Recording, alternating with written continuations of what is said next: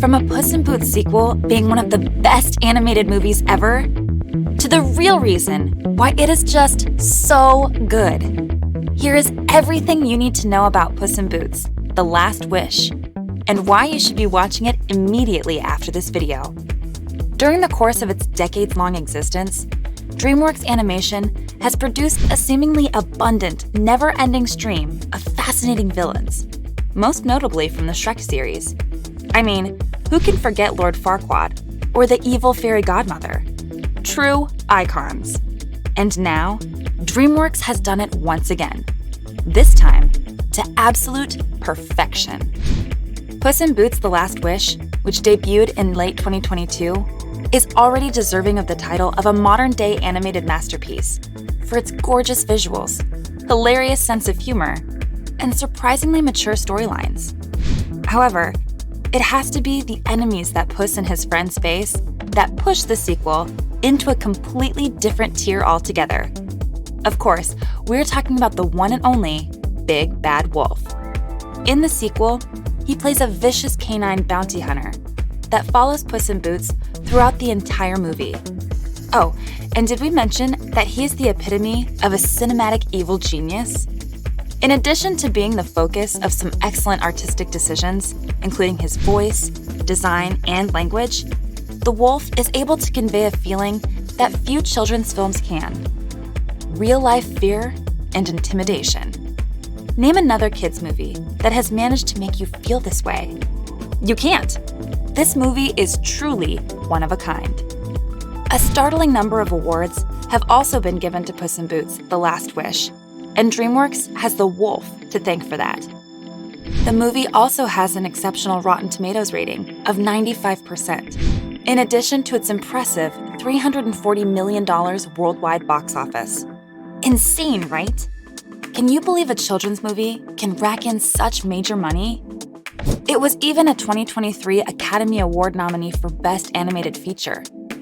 Considering all of this, we thought it was only right to dive into all the real reasons why the Puss in Boots sequel was so amazing.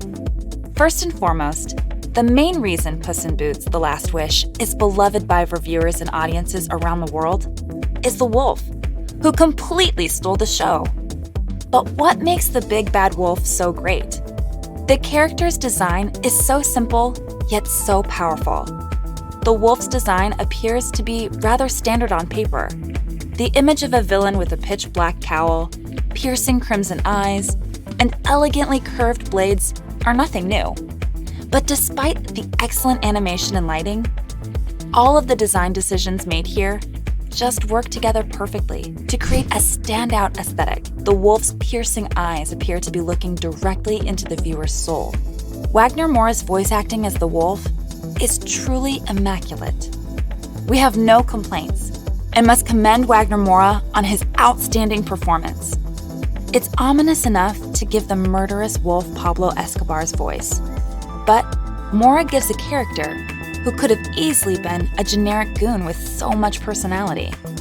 The sinister charisma and disturbing sarcasm that pervades each sentence gives the strong impression that whatever his goal is, he is thoroughly enjoying it. In fact, some of the wolf's most memorable lines are spoken in Spanish.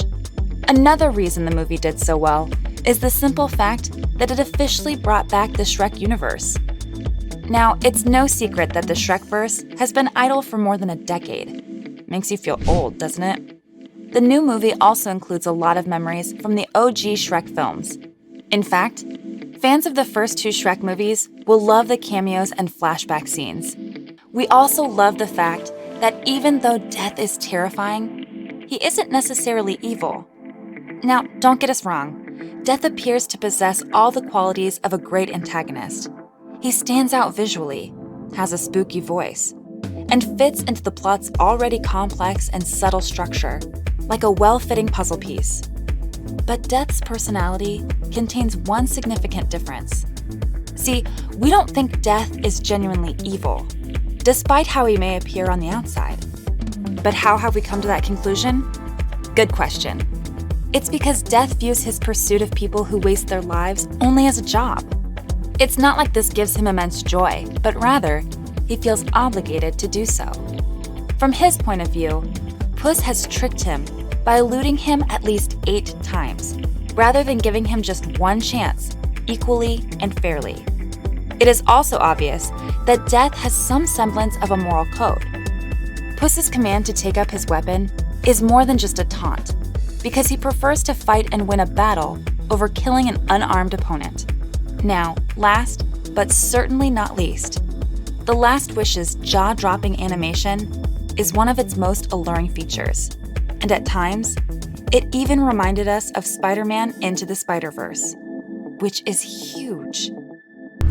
So, from the Puss in Boots sequel becoming one of the best animated films ever, to the real reasons why it became such a huge success.